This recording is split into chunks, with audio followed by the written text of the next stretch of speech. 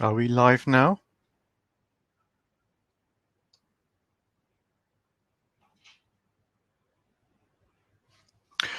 Welcome everybody to the session which is now open on decision making and surgery for the aneurysmal aorta. And the first speaker is Rushmi Permesur on the management of moderate to severe aortic regurgitation with valve-sparing root replacement, and it's the Queen Elizabeth Hospital, Birmingham experience.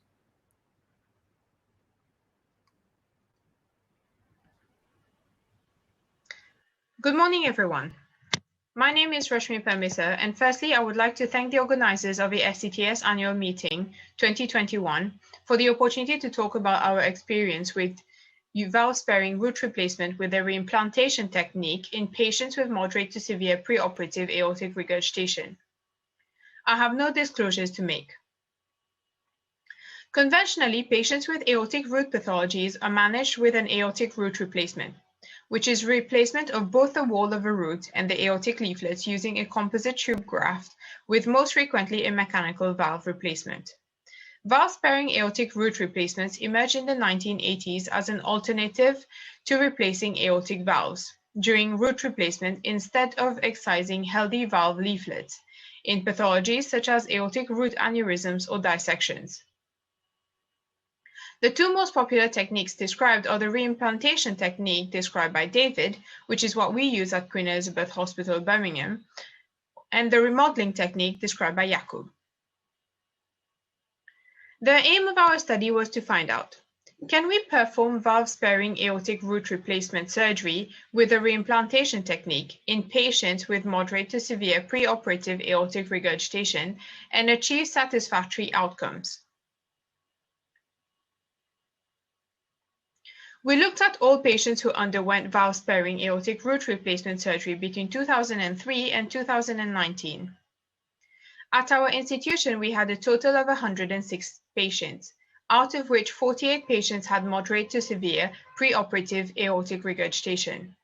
All clinical and operative notes, correspondence, and investigations were reviewed. Our primary aim was to report on the severity of postoperative AR at short and long-term follow-up and also find out the rate of freedom from AVR. We also determined the survival at long-term follow-up. In terms of our patients' demographics, as you can see, the mean age at operation in our cohort of patients was 50 years. 69% of patients were male. Mean preoperative left ventricular ejection fraction was 59%. 73% of patients were found not to have any connective tissue disease. There seemed to be a fairly equal distribution between patients with moderate and severe preoperative AR. 88% of this cohort of patients had tricuspid aortic valves. 27% of patients were operated on an emergent or urgent basis. We looked at all the echocardiograms performed at follow-up. Generally, the LV ejection fraction remained fairly consistent even more than 6 years down the line. 2 patients required an AVR as a redo operation. However, the percentage of patients with moderate to severe post-operative AR decreased as time went on. LV dimensions in terms of the LV internal diameter in systole and diastole and the intraventricular septal diameter and posterior wall diameter in diastole remained fairly consistent even more than 6 years down the line. The stroke volume during systole and diastole also remained constant. We can safely assume that patients did not suffer any negative effects from LV remodeling as a result of a valve-sparing root replacement. This is a Kaplan-Meier curve showing the freedom from reoperation. In our case, an aortic valve replacement. The intraoperative failure rate was 3, all of which had severe preoperative AR. Out of the remaining 6 patients, 2 had connective tissue diseases. This is a Kaplan-Meier curve showing the mortality rate. The all-cause mortality rate was 5, out of which in-hospital mortality was 2. Intraoperative mortality was 0. In conclusion, at our institution, we have shown that valve-sparing root replacements in patients with preoperative moderate to severe AR is feasible and safe. A competent aortic valve can be achieved satisfactorily. With this, I would like to thank you for your attention and welcome any questions you may have.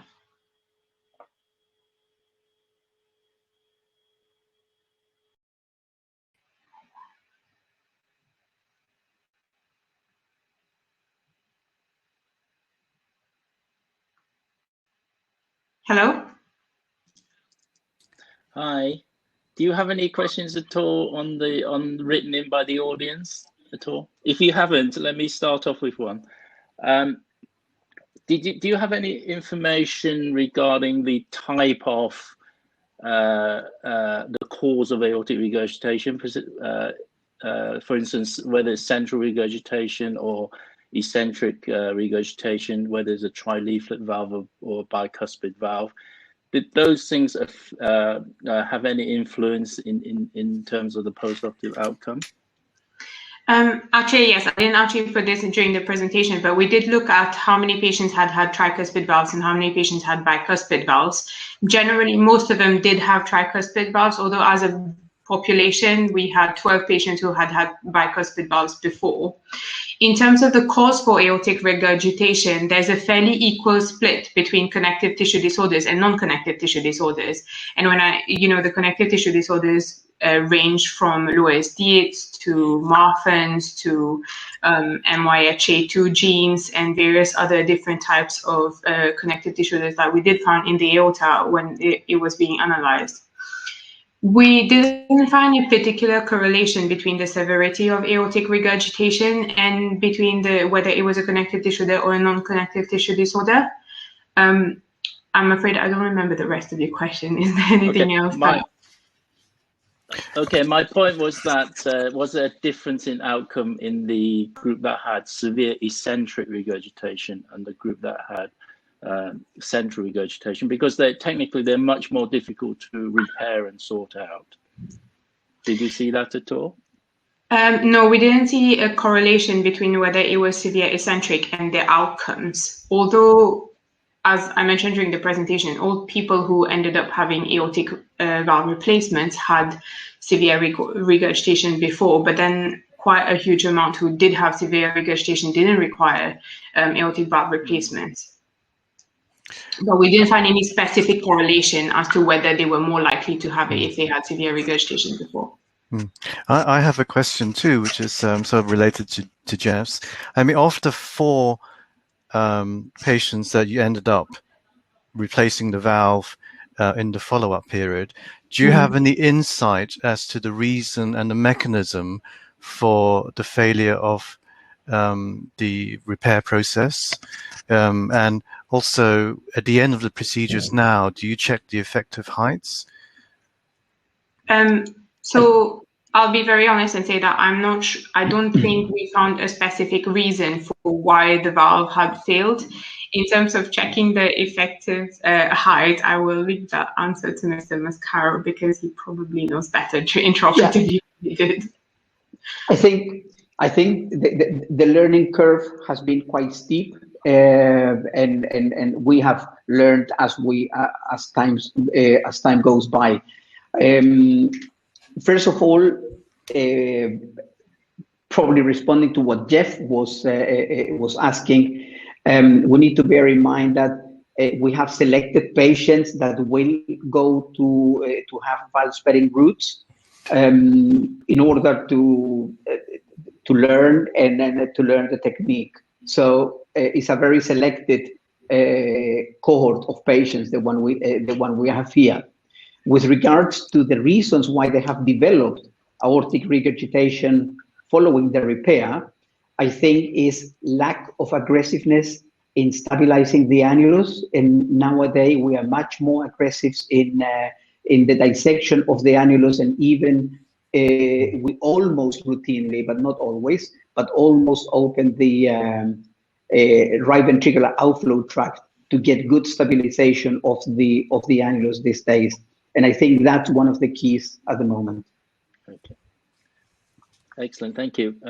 Shall we move on to the next presentation? We're going to be running short of time, I think. Thank you. Patrick? Okay, the next session is predictors of outcomes for open repair of thoracic and thoracoabdominal aortic surgery, a single center experience over 20 years. And it's over to Dr. Emma Harkey.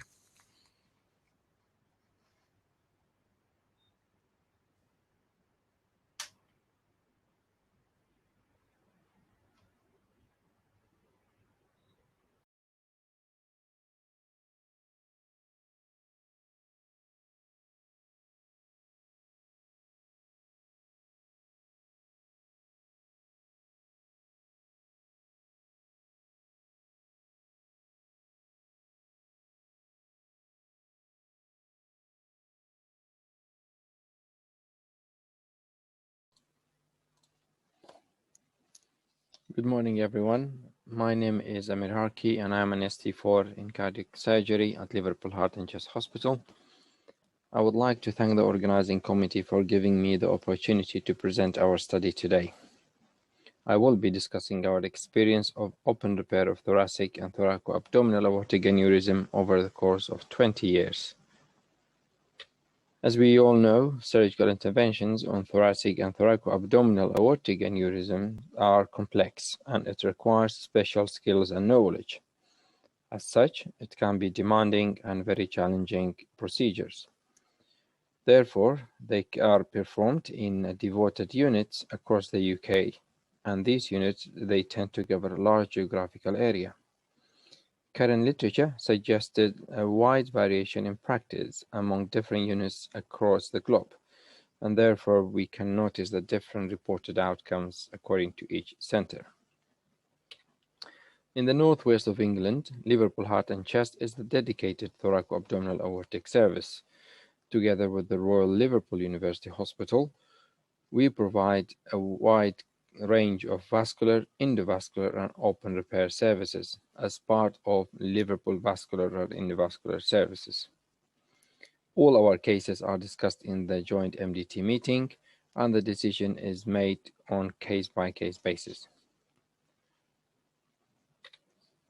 In this presentation, we analyze our cohort of patients and identify the predicting factors for mortality in open repair of thoracic and thoracoabdominal aortic aneurysm. Our cohort were from 1998 until December 2019. We performed a multivariate analysis to identify the predicting factors of mortality. Our cohort is composed of 430 patients. 157 of them underwent descending thoracic aortic repair, and thoracoabdominal aneurysm cohort was composed of 273 patients. We reported a mortality in elective cases of 3.1% versus 9.9% after thoracoabdominal aortic aneurysm. However, the non-elective cases, they were associated with a 30-day mortality of 17.9%. In addition to that, we have reported a 0% paraplegia in DTA and only 3.3% in patients with thoracoabdominal aortic aneurysm developed paraplegia. When we're looking into the multivariate analysis identifying the predictors of mortality, we found that the following are predictors: age above or equal to 70, extent to repair, being operated as a non-elective basis, out of hour surgery, having poor LV function preoperatively, and finally surgery for degenerative aneurysm. This slide, we show the mortality over time and in the extent to cohort. On the left side, the figure shows the mortality after extent 2 repair in thoracoabdominal aneurysm by age. As we can see that there is a gradual increase in the case of cases that we operated on, and it is clear that there is a higher mortality in the older age cohort, as we identified in our multivariate analysis. Similarly, we can see the 30-day mortality is higher than in older age cohort. The right side figure shows the relationship between the operative volume in hospital mortality against time. The first figure shows that the entire cohort, as we can see that our number of procedures are increasing gradually while the mortality is coming down with time. However, in the figure B, we can see that the extent 2 repair remains at a higher mortality rate when compared with the rest of the cohort. Finally, this is the table showing the outcomes in all 5 extent of thoraco-abdominal aortic aneurysm repair. And as noted, extent 2 contributes to the largest among all the other cohorts. From our study, we conclude that outcomes of open repair in thoracic and thoraco-abdominal aneurysms improves with experience and practice, yet remains a challenging procedure that's associated with high morbidity and mortality outcomes. Understanding these predicting factors will help during the consenting process and MDT discussions, especially in the elderly cohorts. Thank you.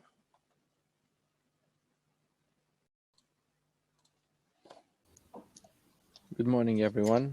My name is Amir Harki. Thank you, Dr. Harki, for your excellent presentation and your excellent results in Liverpool. I would like to thank the organizing committee for giving me the opportunity to present our study today. Perhaps I can ask you, so you find that it's an independent predictor of mortality for out-of-hours operating? Yes, so one of the risk factors is coming if you are operating in out of hours. So how would you explain that, and how can you address that issue? It's a really difficult one. Idealistically, those who were operated when they will come with a more comorbid diseases, and they tend to be more hemodynamically unstable to be operated on during hours. Our protocol for emergency case, for any cases that are coming acutely for thoraco-abdominal, if they are stable enough, we like to operate on them during the working hours. Obviously, those who were operated on during out of hours, they come with a higher risk. Like either they are ruptured or they are critically unwell or they come with severe malperfusion, they can't be operated on during out of hours, and therefore they will be associated with high risk of mortality. All our cases are discussed in the joint Patrick, meeting. There is a question from the audience, on case-by-case basis. And it says, thanks for the nice presentation. I understand that you work very closely with vascular team at the Royal. First part of the question is, how does this collaboration work in terms of patient selection and management for thoraco-abdominal patients? And the second question is, how do you follow up patients in this cohort? Do you have a dedicated team or clinic? Identify the predicting factors of thanks. For the first part of the question is we operate on two-tier system in terms of elective versus urgent referral. So for the elective cases, we run a thorough MDT on regular basis, which is composed of aortic surgeons, vascular endovascular surgeons, interventional radiologists, intensivists, as well as physicians who are special interest in vasculated. We discuss all the cases, and then we go through the images and decide what is the best option of treatment, and then we communicate to the patient. These are for elective patients. Those who are coming on emergency out of hours, we have a dedicated aortic fellow and recently a vascular and endovascular fellow, which we divide into proximal or distal aortic disease, and then we coordinate together with the aortic consultant and the vascular and interventional radiologist and discuss what are the best options of management, whether it will be open surgical repair or endovascular or perhaps an optimal medical management. So this is our strategy. How do we work? We work very closely with the Liverpool Vascular Center, and we do quite of these cases in our unit at Liverpool Heart and Chest.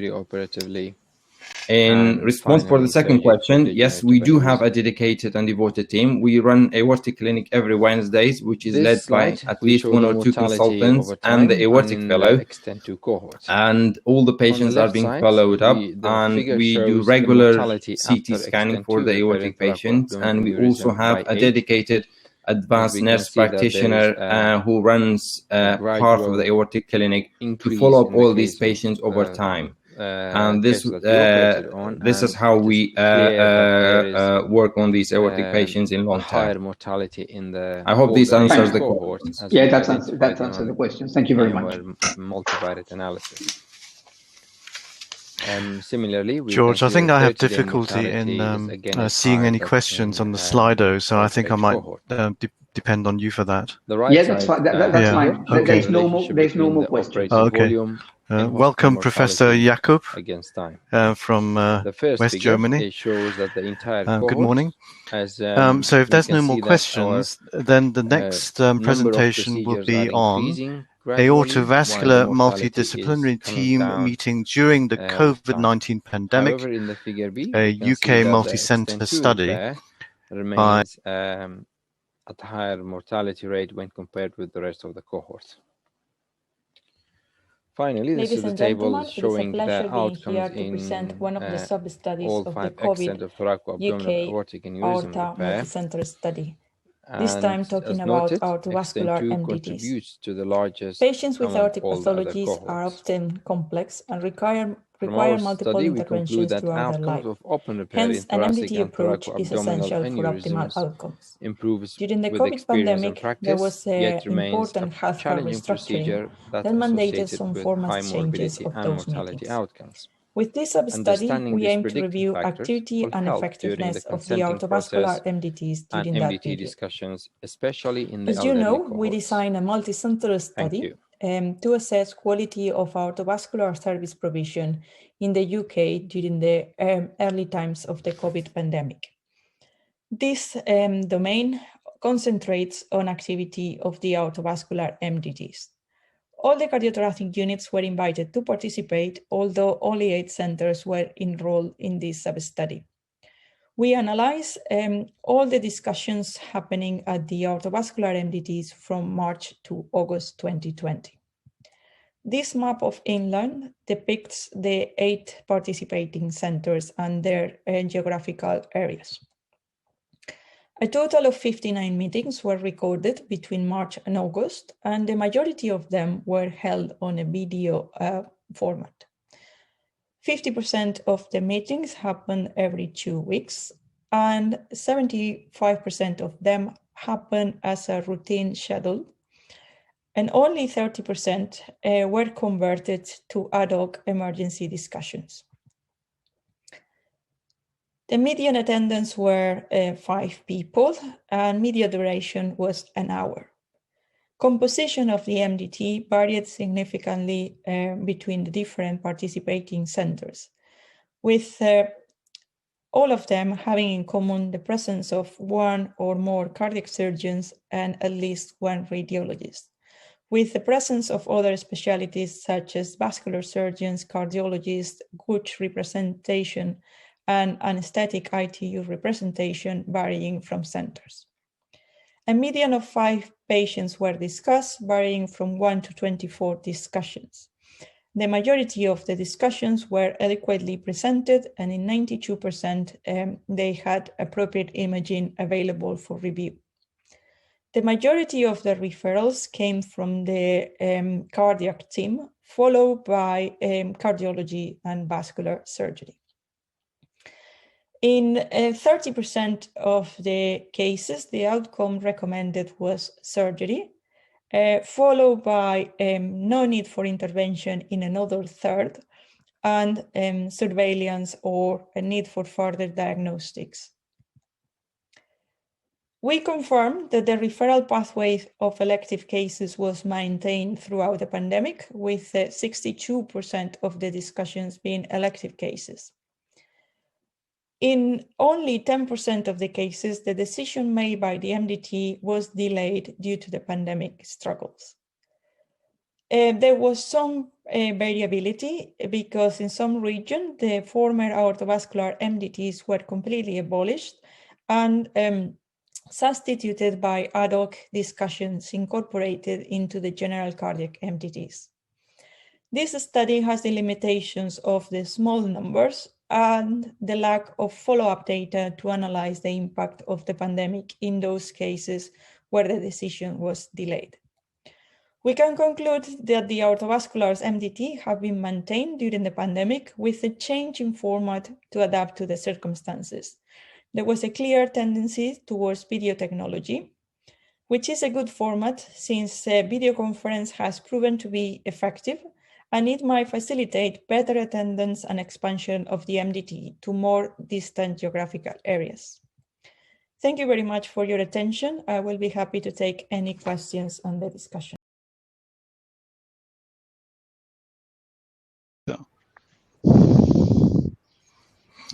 Thank you, Dr. Ana Lopez-Marco, for your presentation. Are there any questions? There is no question in the audience either. Okay.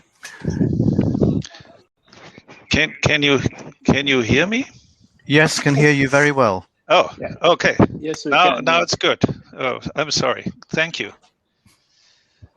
Okay, if there are no questions, then we can go on to the next presentation, which is by Dr. Hannah Davies on the intelligent knife, potential point of care test guiding intraoperative decision-making in thoracic aortic surgery.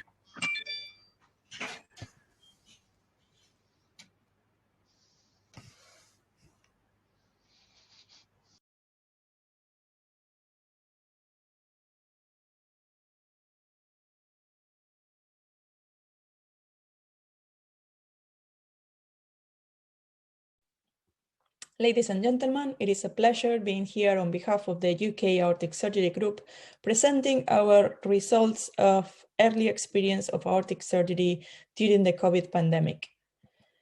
As you all know, the pandemic has restructured healthcare services by stopping elective activity to protect emergency surgery.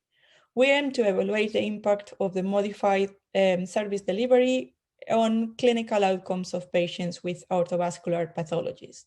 Hence, we designed a UK multi-center service evaluation study, and we recruited 19 centers, which represent 66% of the total of the cardiothoracic units in the country.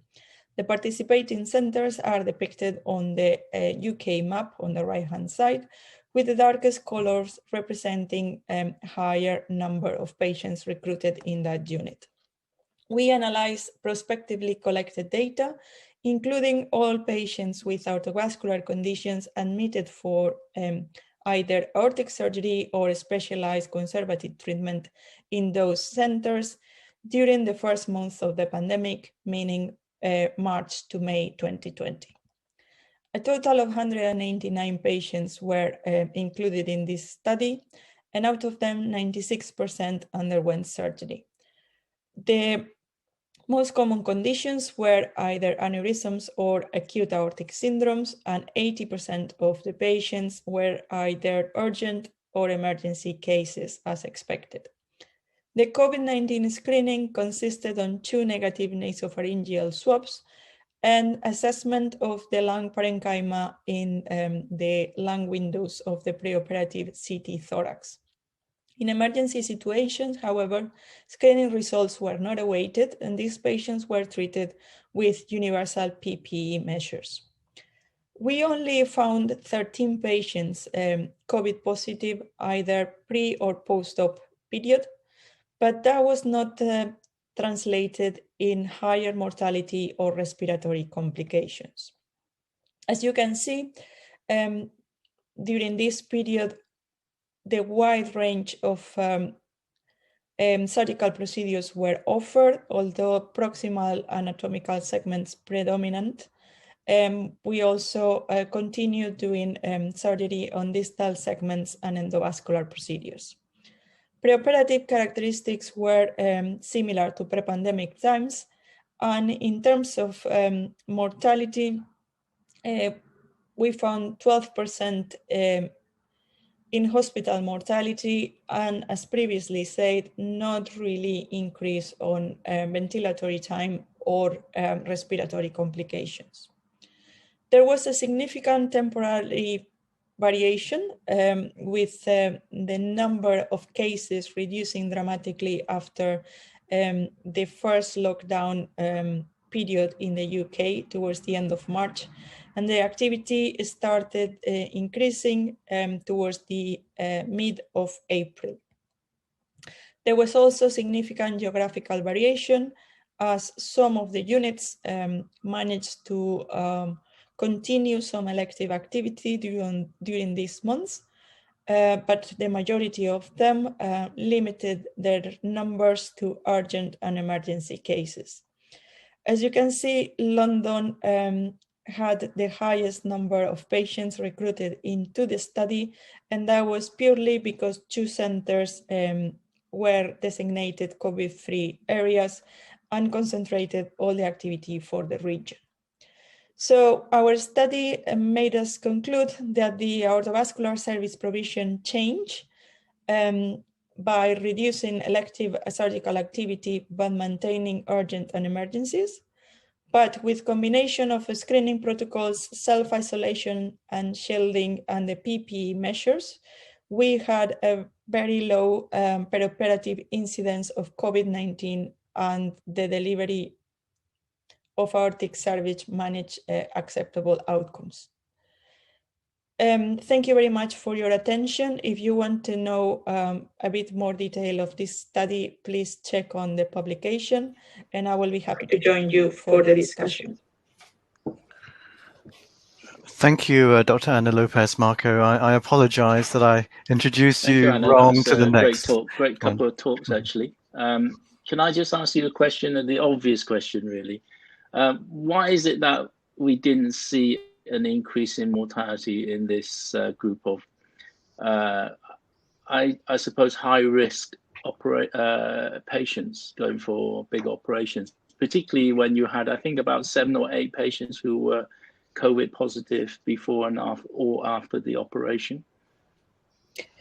I mean, the overall mortality was 12%, and I think making comments of that wouldn't be fair because we have patients in that cohort were emergencies. We have aortic dissections in that. So I think overall is quite low, but perhaps if we look at the individual cases, I think the striking point of this is that we didn't have many patients who suffer of COVID during the post-operative period of aortic surgery. And I think that was because we had a very strong protocol, and with the shielding, testing, and isolation, we managed to protect both patients and the staff from it. Can I perhaps ask you to drill down a little bit on your data then? How many patients had preoperative COVID?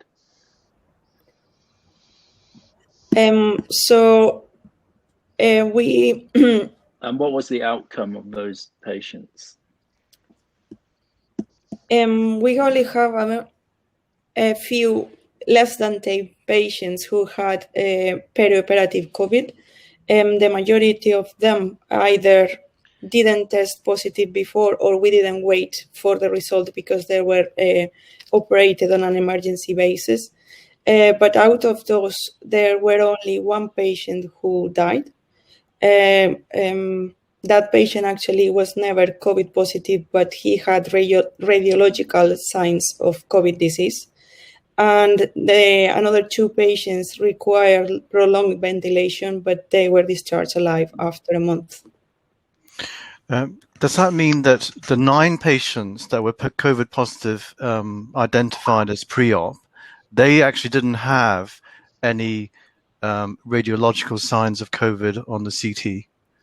Actually, only 3 patients had radiological signs. So some of them were just tested positive, which we don't know whether it was a false negative, whether they didn't have time enough to develop COVID disease on their lungs translated into radiological images. But in any case, I think we were quite lucky that, as you say, the results seem quite good. Okay, thank you. Are there any more questions? No. Okay. Oh, sorry. There is one that just has come through here. And it says, thanks for this presentation. Do we have a split of mortality by urgency and by segment of aorta operated upon? We do have a bit more details of that on the paper that is linked to this presentation. So I don't have the figures in my head now, but I urge people who are interested in referring into this paper published in the Journal of Cardiac Surgery. We also published a separate analysis of the type A aortic dissections for this cohort of patients. And that paper and that talk will come tomorrow on the aortic dissection section. And the paper is on JTCVS for those who are interested.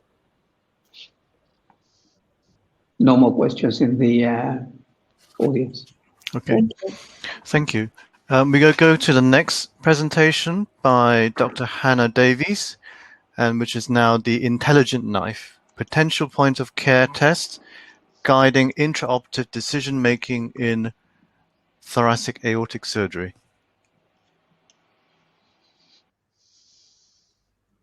My name's Jill Ledeen, and I'm going to describe to you collaborative work between Liverpool Heart and Chest Hospital and University of Liverpool, carried out as part of the Liverpool Aortic Biomechanics and Biochemistry Research Group, investigating the use of Intelligent Knife as a potential point of care test, guiding intraoperative decision-making in thoracic aortic surgery. iKnife combines a diathermy with rapid evaporative ionization mass spectrometry, or REAMS. The iKnife or diathermy generates an aerosol or vapor which is transported straight into the mass spectrometer for analysis. Together, they can be used to obtain a molecular profile within seconds and to determine differences within and between samples with no sample preparation. To date, iKnife has been used largely in oncology. However, we present preliminary data here suggesting that it may have use in aortic surgery in the future. We took ascending aortic tissue removed during surgery for aneurysmal dissection, along with control tissue obtained from NHS blood and transplant services or during coronary artery bypass surgery, and divided it into two to be freshly frozen or formalin fixed for later paraffin embedded. The frozen tissue was then stored until it was analysed in batches by REAMS analysis, along with biomechanical measurements. Following this, the tissue was digested and subjected to biochemical analysis. Alongside, the embedded tissue was also subjected to immunohistochemical analysis, providing us with a full suite of techniques on all patient tissues. Our first question was whether iKnife or REAMS could discriminate control from aneurysmal tissue.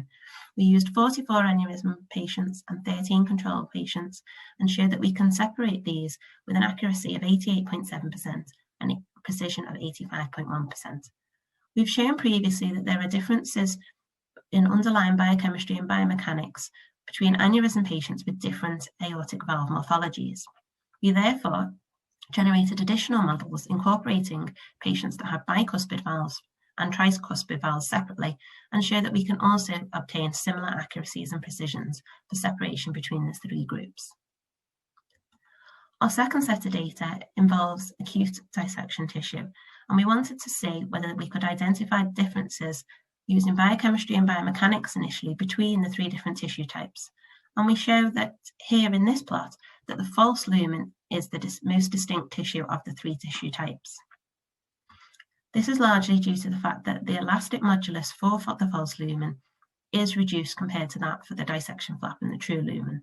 The elastic modulus describes the ability of an elastic material to resist deformation to an applied stress, providing an indication of localized tissue compliance. We therefore conclude that the false lumen is the most compliant tissue of the three.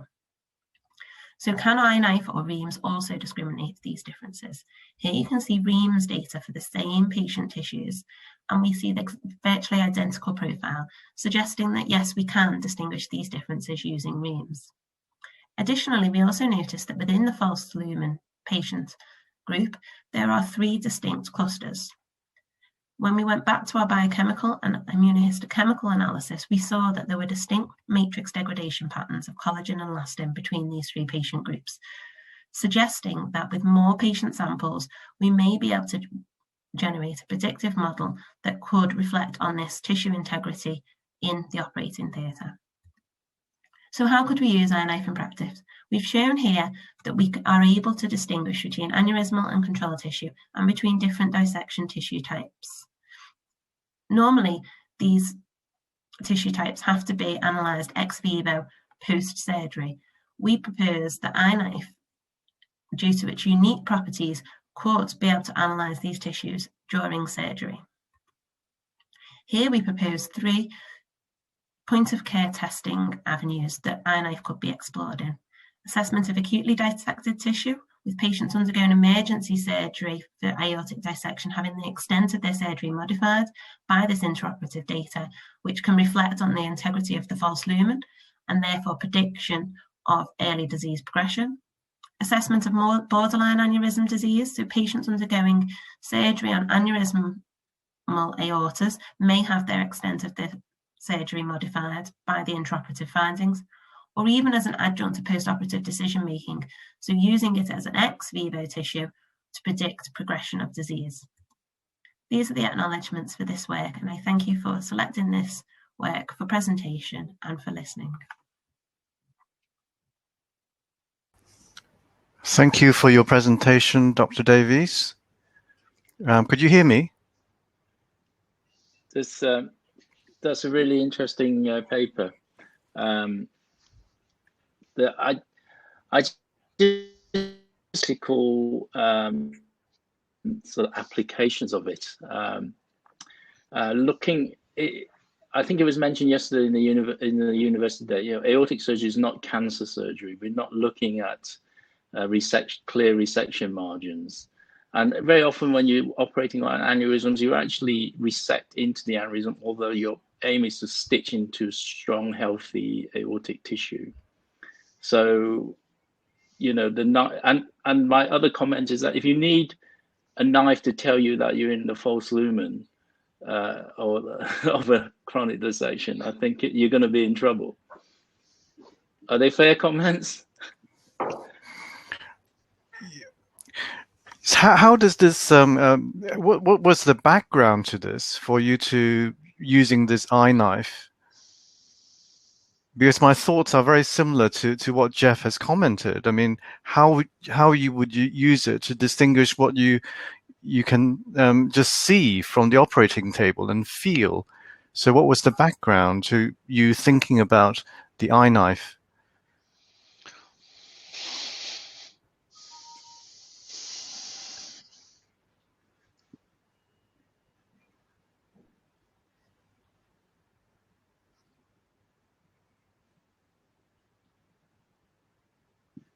No, okay. I think in the interest of time, Patrick, I think we ought to move on. Okay. Is that? Yes, thank you, Dr. Hannah Davies. The next presentation is from Dr. Martin Yates on the outcomes and decision-making of a specialist aortovascular multidisciplinary team.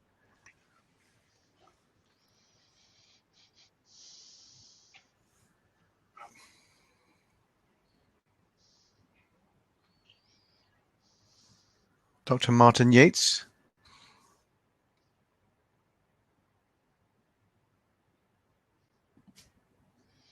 Thank you for inviting me to discuss the outcomes and decision-making of the specialist aortovascular multidisciplinary team based at Barts Heart Centre. Multidisciplinary team meetings were originally used in cancer treatment. In cardiovascular setting, they were common in transplanting congenital heart disease, and more recently with the introduction of large clinical trials have been used both in coronary revascularization and valve interventions. There is, however, little published work in their use in aortic surgery. At St Bartholomew's Hospital in London, we formed a bi-weekly aortovascular MDT to discuss all patients with complex aortic pathology. The aim of this presentation is to review the demographics and pathology of those patients discussed and the outcomes of the MDT decision-making. This is a retrospective review of a prospective database collected of all patients discussed at the aortovascular MDT at Barts. Demographics and pathology were collected from the database, and MDT decision-making was recorded contemporaneously on the day of the meeting. Electronic patient records were reviewed retrospectively for patient outcomes and the implementation of the MDT decision. So from April 2015 until April 2020, 871 discussions took place on 649 individual patients via the MDT. Mean age was 52. However, as you can see, there's a large range from 17 to 84 years. There's a slight preponderance for males. A third of patients had undergone previous cardiac surgery, and 13% had a connective tissue disorder. All MDTs included a cardiac surgeon, radiologist, vascular surgeon, cardiologist, congenital surgeon, and more recently a hypertension specialist. This graph shows the activity over time of the last 5 years for the aortovascular service at Barts. The blue line shows the surgical activity, which you can see has shown a significant increase over 5 years. And with that, mirroring it, there's been almost a doubling of the number of MDT discussions. We discussed patients from a wide variety of locations. Only half of the patients come from a 10-mile radius of Barts Heart Centre, and the other 50% come from out with that. 10% of patients come from more than 50 miles away, and 1% of patients are international, and these tend to be from Malta, which traditionally is a referral source to Barts. The primary aortic segment discussed for these patients, you can see, involves all segments of the aorta, from the very small number who primarily have an aortic valve pathology, all the way down to peripheral arteries and everything in between. On the right-hand side, you can see the pathology of these patients. And again, you see the full spectrum of aortic and vascular pathology, with the preponderance for an aneurysm and dissection, as you might expect. In terms of the outcomes for these 649 patients, the outcome was surgery or surveillance for the vast majority. In addition, some patients were chosen for no intervention or required further investigations before a decision could be made. A small number of patients went on to have endovascular therapy. Of the 649 patients who were discussed, 91% of the MDT outcomes actually took place. The 9% who were not carried out, the most common reason for this was patient preference for an alternative treatment or no treatment at all. In conclusion, over 5 years, a large number of patients have benefited from MDT discussion at the Barts Aortovascular MDT meeting. From this, the team has gained significant experience from these discussions. A marker of the effectiveness of the MDT is that the vast majority of decisions are carried out. And for those that are not carried out, it appears that the main reason for this is patient preference. In conclusion, from these results, we would suggest that all patients with major aortic pathology should be discussed in an experienced MDT setting. Thank you.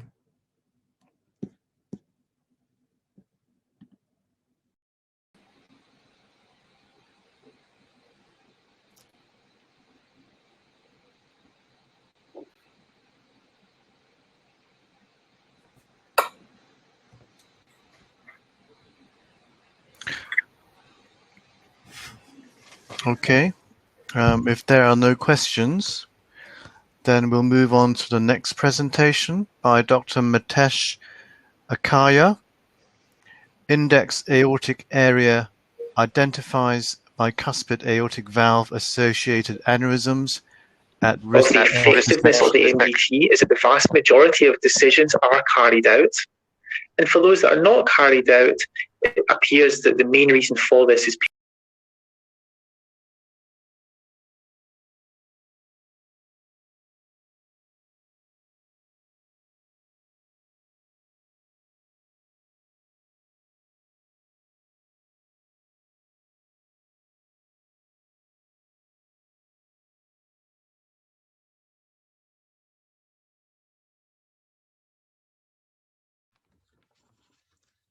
Thank you, everyone. Thank you, CTS, for the opportunity to present our work on the role of the index aortic area in the identification of bicuspid aortic valve associated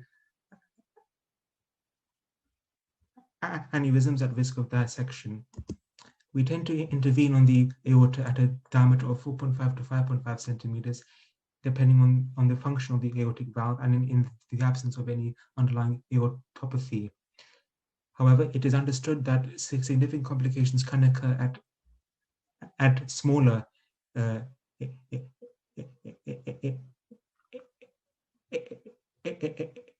aortic dimensions. Patients with Marfan syndrome and other sorts of conditions affecting the aorta are considered to be at significantly increased risk of these complications, although these days there are concerns that patients with a bicuspid aortic valve may be at comparable risk. And this raises the important issue as to whether we operate on these patients earlier.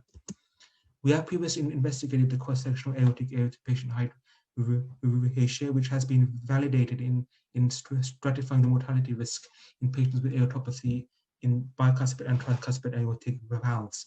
And in previous work, we have shown that 70% of patients with a thoracic aortic aneurysm with a tricuspid valve and an index aortic area greater than 10 implies a significantly increased risk of aortic complications. So in patients who have an indexed aortic area greater than 10, that corresponds to an increased risk of aortic complications. And so the aim of our research here was to calculate the indexed aortic area in patients with a bicuspid aortic valve and a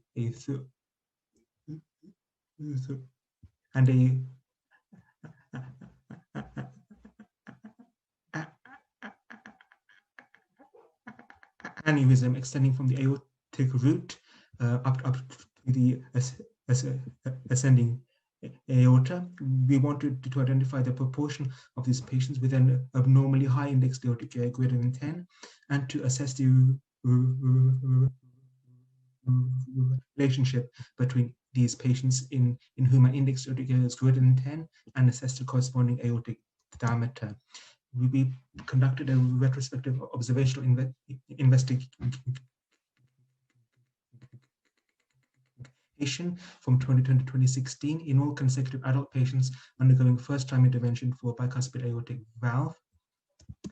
We calculated the maximum cross-sectional aortic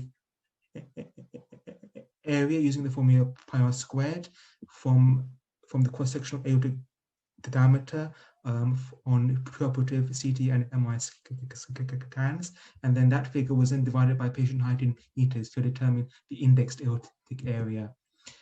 Outcomes of interest were the proportion of these patients who have an indexed aortic area greater than 10 in their aortic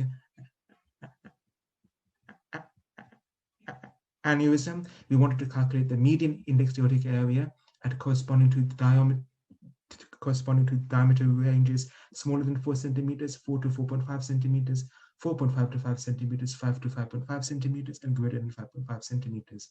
We wanted to assess the median aortic diameter in patients who had an indexed aortic area greater than 10 and determine the proportion of aneurysms with an indexed aortic area greater than 10 and a smaller than 5.5 centimeter diameter. In total, we investigated 69 patients, and we found that the median indexed aortic area was above 10 at the mid-sinus of valve and the mid-ascending aorta, as you can see. At these aortic locations, 50.9% of patients and 64.6% of patients had an indexed aortic area above 10. And importantly, looking at all the 142 aortic aneurysms here, 50.7% had an abnormally high indexed aortic area. We then categorized patients, as you can see, according to the size of the aorta and according to median indexed aortic area. And we can see that patients with an abnormally high indexed aortic area first come through at a 4.5 to 5 centimeter aortic diameter range. But this is smaller than the 5.5 centimeter indication for intervention in most of these patients. we see that 51.9% of patients at an aortic diameter of 4.5 to 5 centimeters have an abnormally high index aortic area, increasing to 88.9% at 5 to 5.5 centimeters. And if we look at all the patients, 81 with a 4.5 to 5.5 centimeter aortic diameter, some 64% of these have an abnormally high index aortic area. So if we looked at all the patients who have an index aortic area above 10, that's 27 at the midpoint of sinus of Valsalva, 3 at the STJ, and 42 at the mid-ascending aorta. We then calculated what the median aortic diameter was. And in all of these patients, from the aortic root to the mid-ascending aorta, the median aortic diameter was significantly smaller than 5.5 centimeters. Somewhere between 68% and 81% of these patients with a high index aortic area had a smaller aorta than 5.5 centimeters, and 100% did at the STJ. So if we look at all 72 patients with index aortic area above 10, 57 of these, or almost 80%, had an index aortic area above 10 and a smaller than 5.5 centimeter aorta, which means that these patients may not be candidates for surgical intervention based on the size of the aorta being smaller than 5.5 centimeters. So here we can see that the index aortic area can be utilized with ease to identify proximal aortic aneurysms at increased risk of dissection and rupture. There are significant proportions of patients who have aortic aneurysms which are smaller than 5.5 centimeters, which means that they may not be candidates for surgical intervention and may be exposed to increased complications by not having an intervention performed on them. But at the same time, the index aortic area in these patients is above 10, which means they are still exposed to an increased risk of aortic complications. Thank you very much. Thank you, Dr. Akaya. Can I ask you a question? I mean, this is a retrospective analysis on patients who had aortic surgery and had bicuspid aortic valves. And presumably the indication for surgery is not just the size of the ascending aorta in these patients, but some of these patients actually had, for instance, aortic stenosis from the bicuspid valve, and their ascending aorta was operated on because they had concomitant surgery.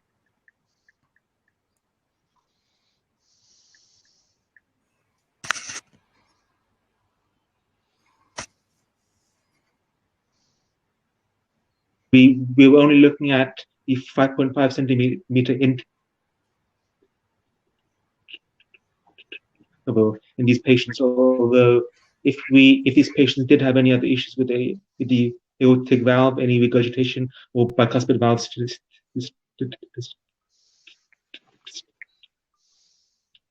stenosis, then the indication would have been 4.5 centimeters. But in this bicuspid valve population, we were only interested in a 5.5 centimeter cohort. And the purpose of this sort of paper and presentation is to try to bring make people aware that we perhaps should not be operating at the 5.5 centimeter interval. Maybe we should bring things slightly earlier at perhaps 4.5 to 5 centimeters. I don't think that we should be operating any earlier than 4.5 centimeters at this stage in bicuspid valve patients. So that's why we tend to focus in this paper and this presentation at 5.5. Yeah.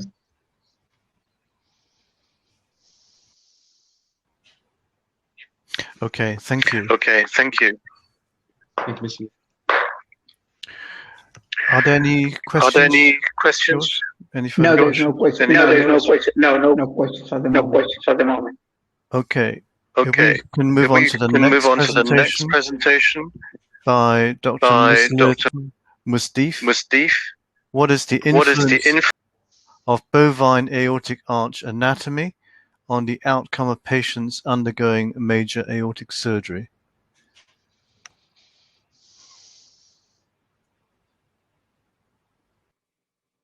Hello, my name's Luke Holland and I'm a cardiothoracic surgery ST4 in the London Deanery, and today I'm presenting a piece of work that was supervised by Mr. Michael Sabatai during my time at St. Thomas's Hospital in London. And we were looking at the influence of bovine aortic arch anatomy on the outcome of patients undergoing major aortic surgery. So firstly, to provide some background, the term bovine arch, or sometimes the term bovine trunk, is used, which describes an anatomical variant where there is a common origin of the innominate or brachiocephalic and left common carotid arteries, as demonstrated in the picture on the right-hand side.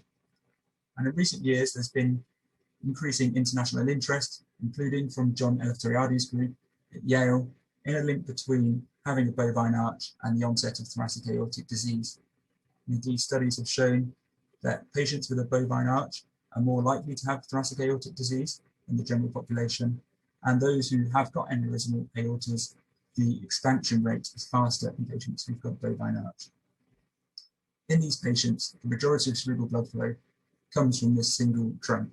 And to a cardiac surgeon, this can influence the cannulation strategy, and it could also influence the distribution of intraoperative embolic phenomena if they occur, and therefore there are hypothetical effects on perioperative stroke risk and other clinical outcomes.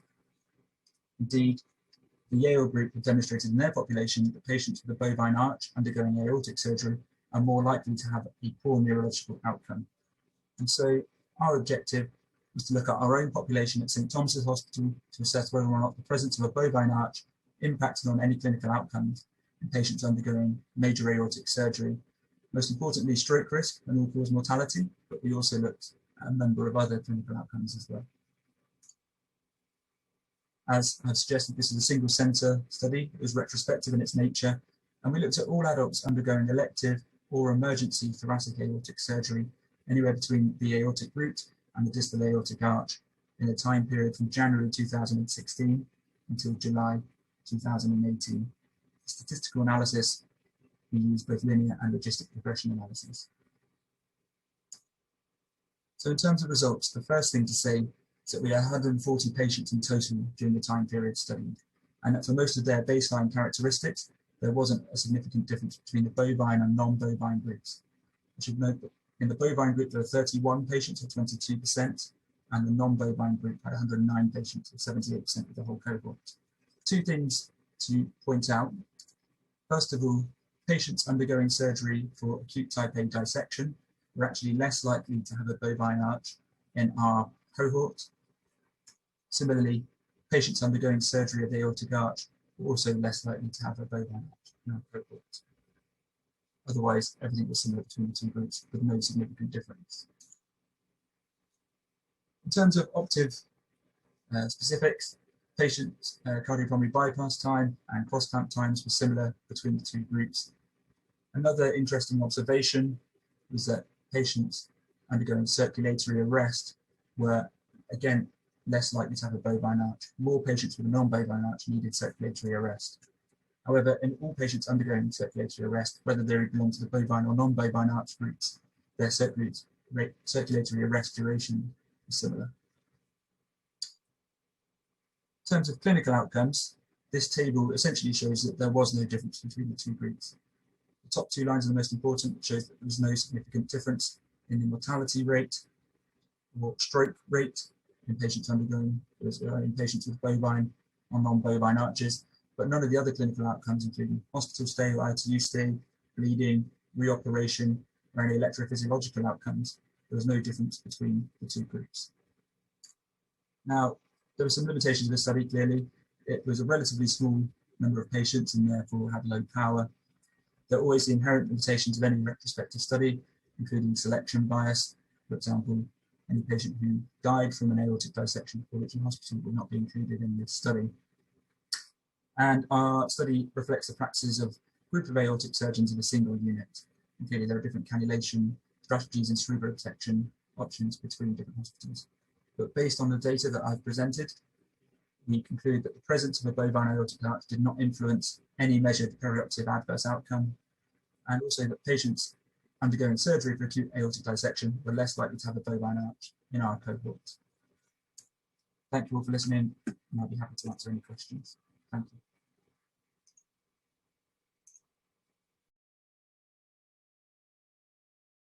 you.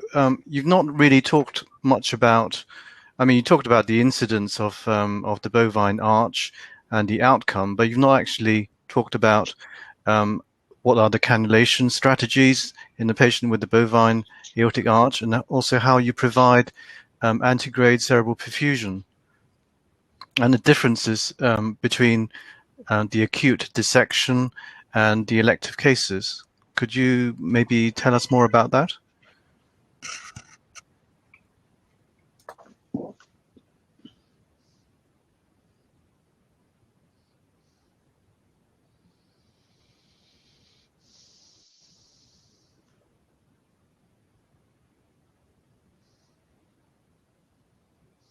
We can't hear you.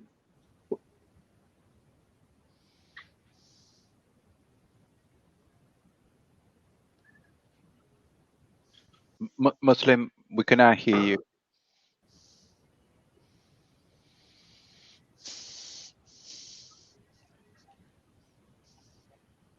We can't hear.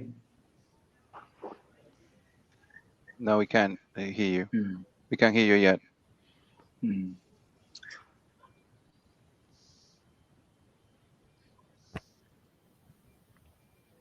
Yes, remove your headphones and let's see what happened.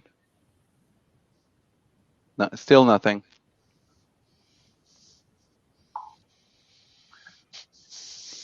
Okay, I think in the interest of time, I think we best move on to the next talk. So the next talk is by Ricardo Abasino from Leicester, looking at the study to evaluate the feasibility of screening relatives or patients affected by non-syndromic thoracic aortic diseases, the REST study. Thank you, Ricardo. Esteemed moderator and colleagues, thank you for giving me the possibility to show you today the results of this recent study that we conducted in Glenfield Hospital. As we know well, TADs can be subdivided into two main categories: the syndromic forms associated with disease involving other organs and having external manifestations, and the non-syndromic forms which lack external sign that would allow early recognition, but can be as deadly as the syndromic forms, and actually are probably more dangerous since the guidance to diagnose and treat them is less clear. So we believed in our hypothesis that a tailored genetic and imaging screening of first and second degree relatives of patients affected by non-syndromic thoracic aortic disease could recognize early the condition and the affected individuals, and thus allow for timely diagnosis and treatment, offering good outcomes and results. Therefore, in this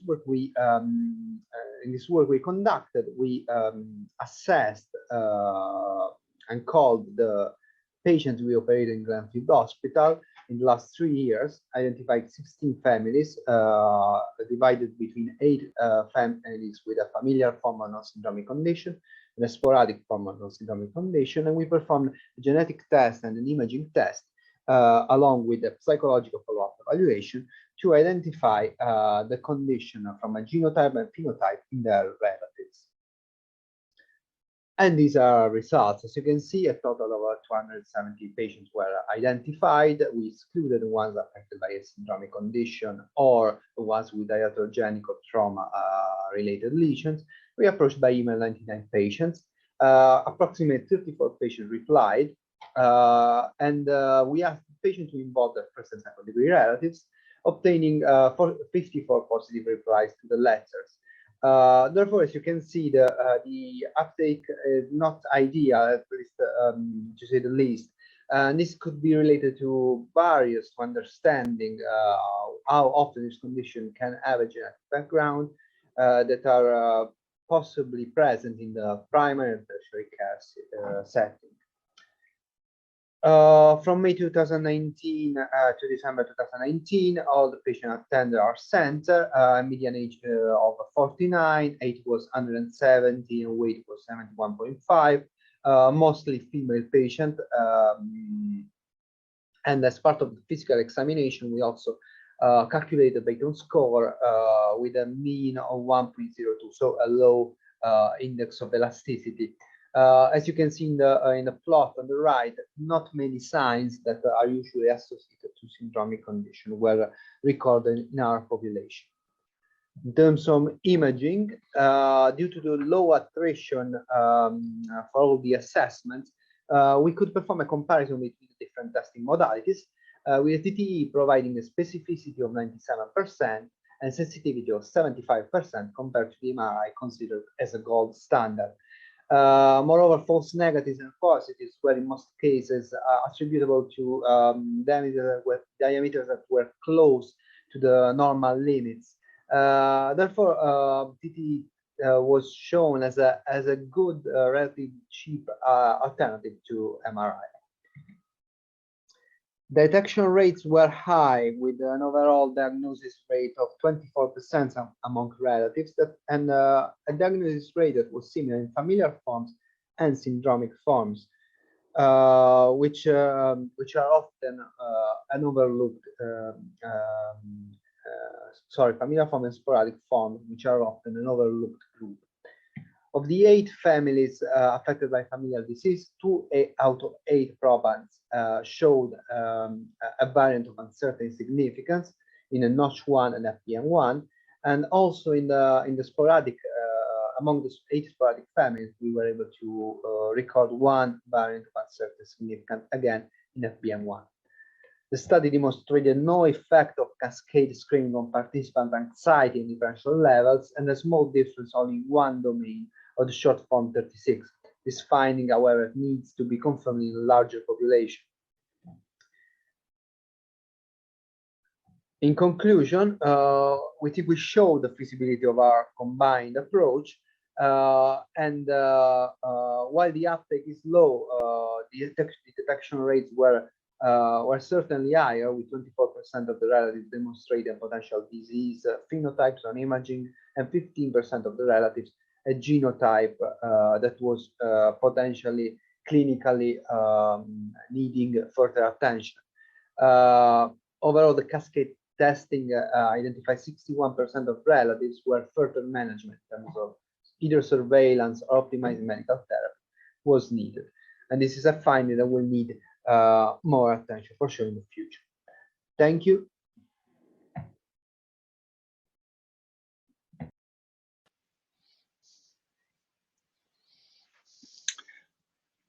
Thank you, Riccardo. That's a great presentation.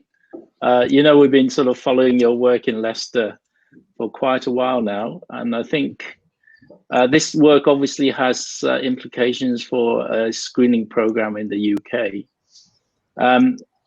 Quite interesting to see that the take-up rate from the proband and the relatives, it's about 50%. How do you think that would impact if we were to roll this program out into a bigger sort of regional or super regional, indeed a national sort of policies, as it were? This is a really good question. One of the points that in the past months we've been discussing over and over. We are lucky to work side by side with patient promoter dissection awareness that helped also during the study. And I think that this pilot study in particular was at the problem of a retrospective approach in involving the families. So possibly a relative that doesn't recognize how often this condition is genetic doesn't want to be involved and screened for something that potentially creates anxiety. But on the other hand, if we want to translate this to a regional and possibly national initiative, what we need to do is doing some implementation research with qualitative methods and going to the source of this, talking with patients, conducting PPI initiatives, And this is actually the step that we are taking before moving to the next phase, which will be, like you said, the national initiative. Good. Thank you. Thank you. Perhaps we should move on. I'd like to introduce Professor Heinz Jacob from Essen, who is going to be deliver our keynote talk. He's a senior surgeon in Essen, and I personally have been following his work for a number of years. He has been in the sort of early developers of the frozen elephant trunk, in particular, working with the Evita device. Yesterday, we heard how Essen deals with malperfusion in acute dissection. So today, I'm looking forward to his talk on how to manage expanding type B dissections, which I think is quite topical at the moment. So thank you, Heinz. Looking forward to your talk. Hope it works out.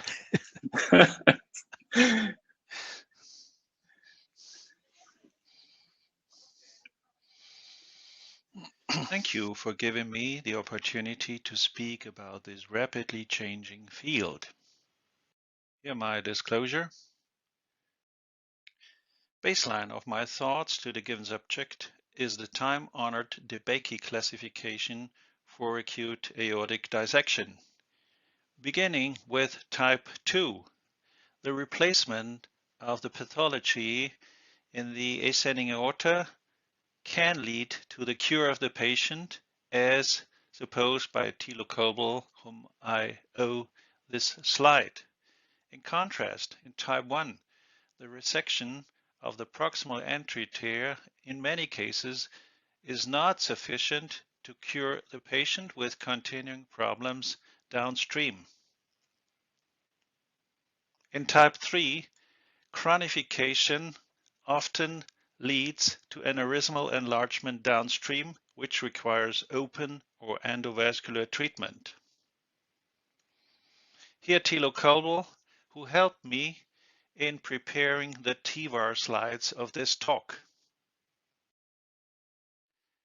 Checking the first statement regarding Debacy class 2, here our own results. Despite the extension of the type 2 classification down to the end of the arch, which increased the prevalence of type 2 in our patient population from 7 to 33%, we have this long-term result with 105 of such patients. 95% freedom from any kind of redo surgery or endovascular treatment within 10 years. This is different in Debacy type 1. We all know about the potential consequences after proximal repair.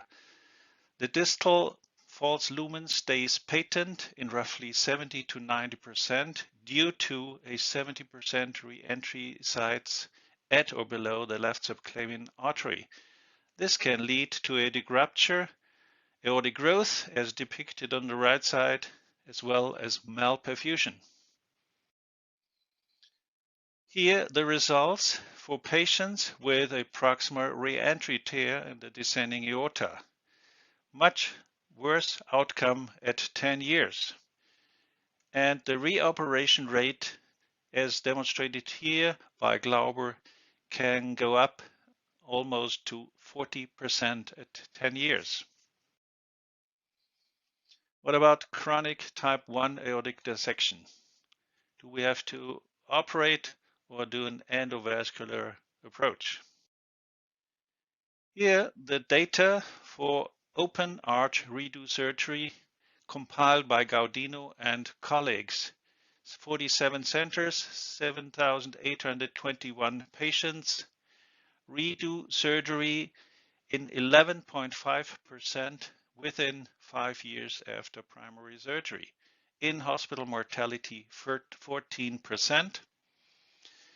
With dissection as the only significant predictor of reoperation. Here are our own data from Essen. Early data until 2015, 178 cases, 54% acute dissection cases, 30-day mortality 10%, stroke 10%, spinal cord ischemia 6%. Updated until 2019, 342 patients, 30-day mortality 12%, stroke 9%, spinal cord ischemia came down to 2%. And this is the most important data from my team. Frozen elephant trunk versus proximal repair in acute type 1 aortic dissection at 10 years. 74% of the FET patients are free from any kind of redo, in contrast to only 48% after proximal repair. What about suitability for endovascular repair? Stefan Hollande and colleagues checked 73 patients for eligibility for TEVAR and found roughly 70% anatomically suitable. So they need an adequate length of ascending prosthesis to anchor the stent graft. The graft shouldn't be too short or not having any kind of kink. And this is the compiled data from Stefan Hollande and Thilo Kölbel, 70 patients, age 69 years, so roughly 10 years older than the open population.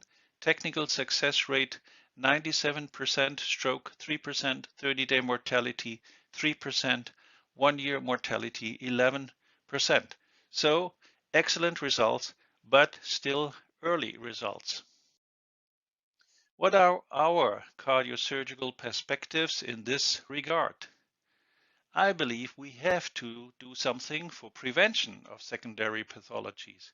We have to open up for endo techniques and simultaneous frozen elephant trunk plus total aortic repair is possible, and the stabilized concept in this regard also is very promising.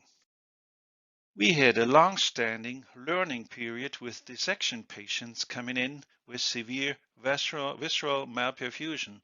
This led to concept 1 first, TEVAR, followed by frozen elephant trunk, or the other way around, first frozen elephant trunk, followed by endovascular treatment. The specific indication for either method have been discussed yesterday. Here an example, we all know on the left side the TEVAR implant, but on the right side you can see the antegrade implantation during a brief period of hypothermic circulatory arrest using endoscopic techniques to control the placement of the non-covered stent in the thoracoabdominal aorta.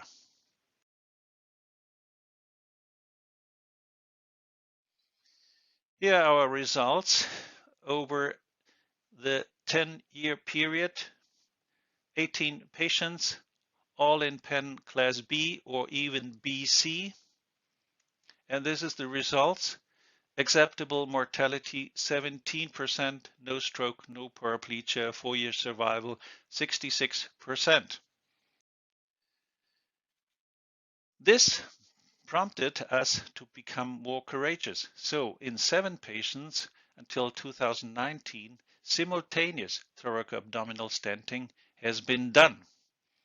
True lumen collapse and visceral malperfusion in all patients, and in 1 patient in addition peripheral malperfusion.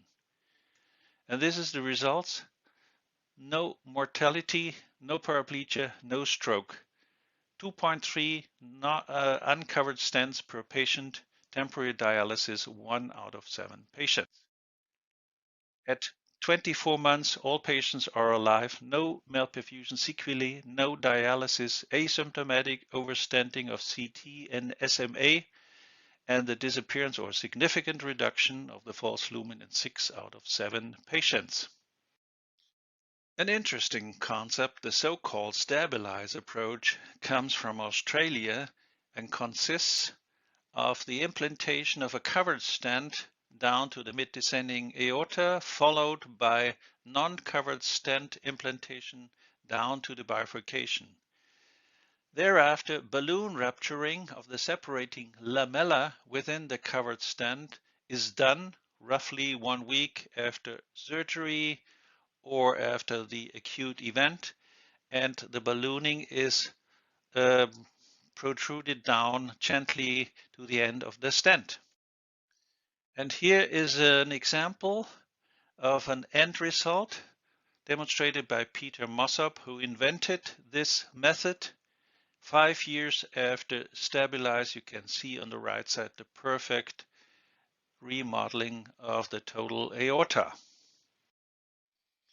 Here the literature so far available, 90 to 100% remodeling of the stented area, low death toll, low secondary intervention rate, and as you can see, not only type A but also type B patients are candidates for this kind of approach.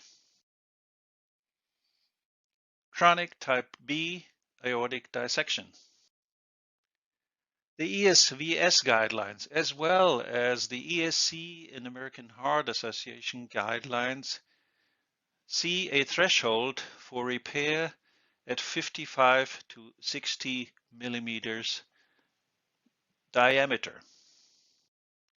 The operative treatment algorithm is the false lumen aneurysm, as mentioned, 5.5 to 6 centimeters, rupture and bleeding, rapid growth of the aneurysm, 5 or more millimeters per year, and malperfusion.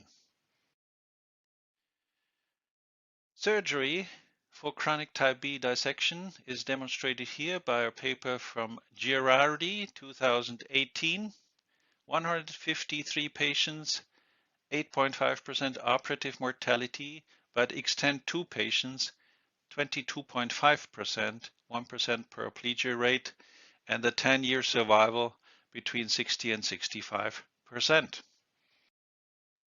Results from another group from New York, Conway's paper from 2014, 221 patients, 86% freedom from reoperation at 7 years, and 7-year survival 70%. This comes close to the other groups, 10-year survival around 60%. Tian, in his meta-analysis, comprised 19 studies, total of 970 patients. Again, mean age below 60 years, 30-day mortality 11%, stroke rate 6%, spinal cord ischemia 5%, 10-year survival 50%. So Thilo Kolbel obviously concludes poorer compared to TIVAR, but this is long-term results. Here, TIVAR results in chronic type B from Mani and colleagues. As you can see, roughly 1/3 of the patients have continuous false lumen perfusion, resulting in no aortic remodeling and death. So survival at 4 years, less than 40%. Looking at the situation in Hamburg, very experienced center, they have 73 failure TIVARs in chronic aortic dissection cases. 57 of those had false lumen occlusion techniques like candy plug implantation, Knickerbocker, or others like plugs, coils, and glue. 16 patients had primary fenestrated or branched EVAR. Out of the occlusion group, 4 patients had to undergo secondary fenestrated and branched EVAR. So this leads to a complex chronic dissection strategy. It consists of TIVAR down to the celiac, followed by false lumen occlusion, example given, candy plug or else, additional fenestrated or branched EVAR, and, if required, additional false lumen occlusion, as in this graph at the iliac axis. So overall, a complex multi-stage procedure and only possible in centers of excellence. This leads to my conclusion. Chronic type B dissection presents a serious surgical challenge. Post-acute type A arch aneurysm, there is a trend to endovascular treatment, especially in the elderly. I believe it can be best avoided by primary frozen elephant trunk repair. Simultaneous total aortic repair with endoscopic techniques are in their early stage, but possible, and the stabilized concept, I think, is very promising. Chronic type B post-acute type A frozen elephant trunk, in our experience, best treated by TEVAR open very rarely. And finally, chronic type B dissection post-acute type B open surgery only in specialized centers for the young patients, connective tissue patients, no doubt, but TEVAR is the way to go. But again, this often requires false lumen occlusion techniques and fenestrated and branched EVAR in addition. I don't want to finish without this slide demonstrating this innovative and complex situation by Vasily Kandinsky from 1930. We have to integrate our efforts, and this is best achieved by hand-in-hand collaboration between the surgeon and the interventionalist. Thank you very much for your attention.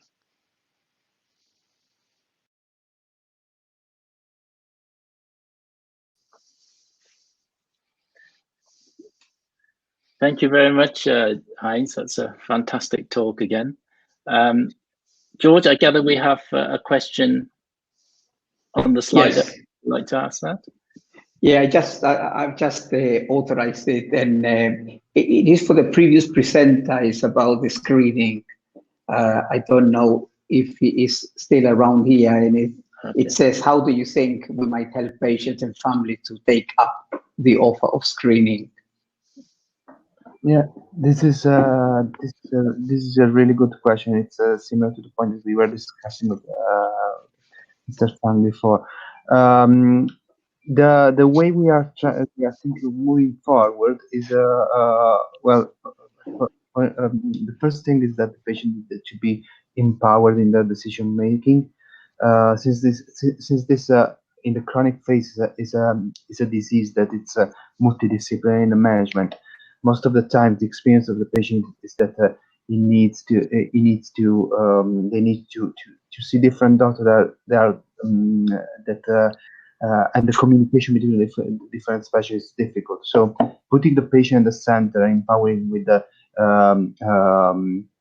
decision support tools and with improved communication might be a way forward.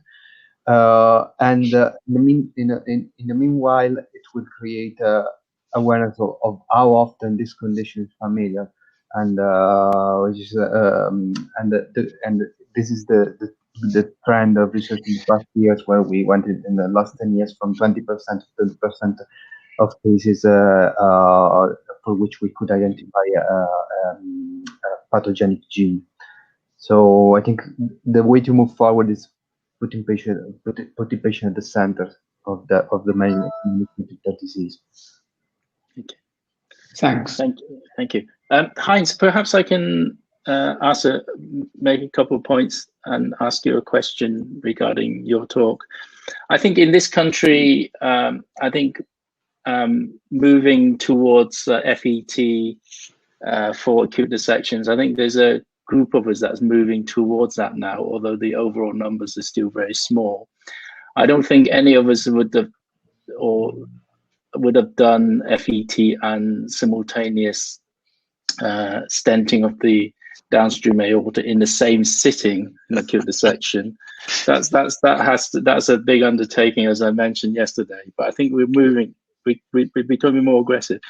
I think from the talk from Liverpool this morning, particularly open surgery, if you're above the age of 70 and you've got a Crawford 2, open surgery is really not a good idea. But at the same time, we're dealing with an old population. I think down here in Southampton, you know, most of my patients are sort of around the age of 70. Are we? And I tend to agree with the observation that perhaps FET and TVAR for that group of patients is a good option. Are we in the future? I think this. Do you think that's the general direction everybody's moving now? Are we looking? Is it going to be a historic operation, of open thoracoabdominal operation in the elderly? Well, you see, can you hear me? Yeah, we can. Yes. Good. Yeah, we can.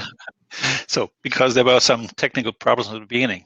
So, as you know, I'm recent emeritus, and I think I have to be provocative a little bit. I mean, we are doing proximal repair so many years, and the surviving patient is number one goal, of course.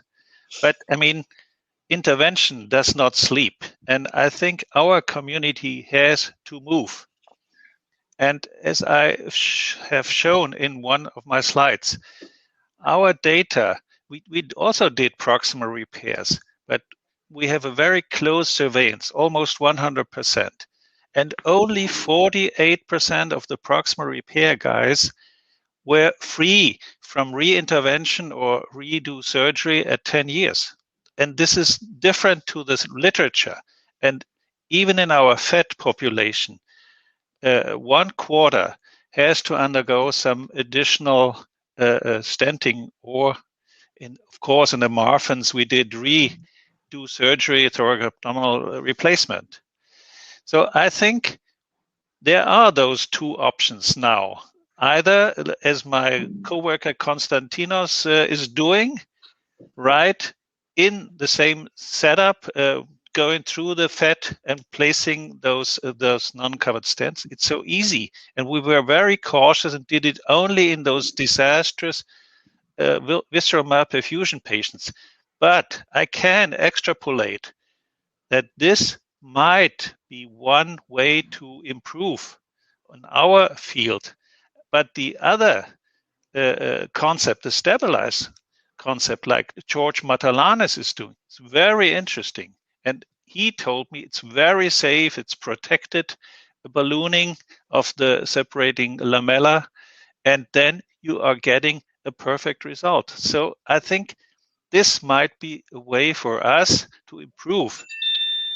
And of course, if you have a great relationship to your interventionalist, yeah, you can do it. But I'm cardiothoracic surgeon. I would like to do most of it myself. Can I say, just as a comment, we reviewed our, just as an internal audit, we reviewed our experience in thoracoabdominals, and we found very similar as Liverpool, that the highest risk patients were those over the age of 70. So we are taking a much more cautious approach to those patients at the moment. Below the age of 60, probably we will preferentially operate on them.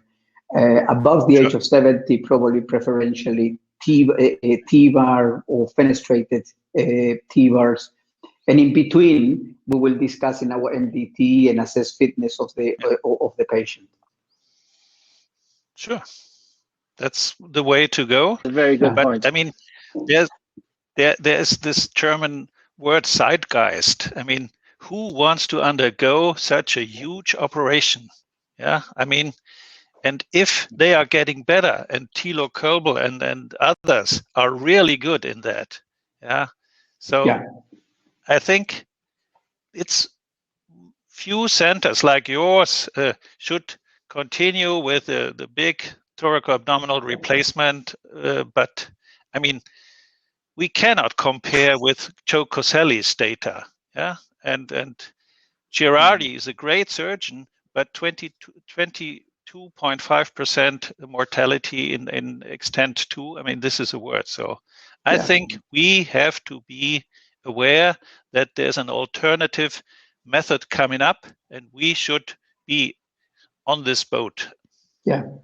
I agree. Yeah, agreed. I think that's a great point to end on.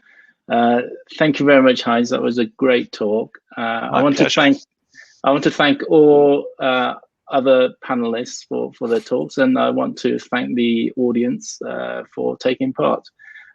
Just one last thing to remind everybody to go and visit the exhibition, the virtual exhibition, and to fill in the feedback and questionnaires that's available. Okay. Thanks, everybody. Thank you. Bye for now. Excellent. Bye. Bye for now. Bye.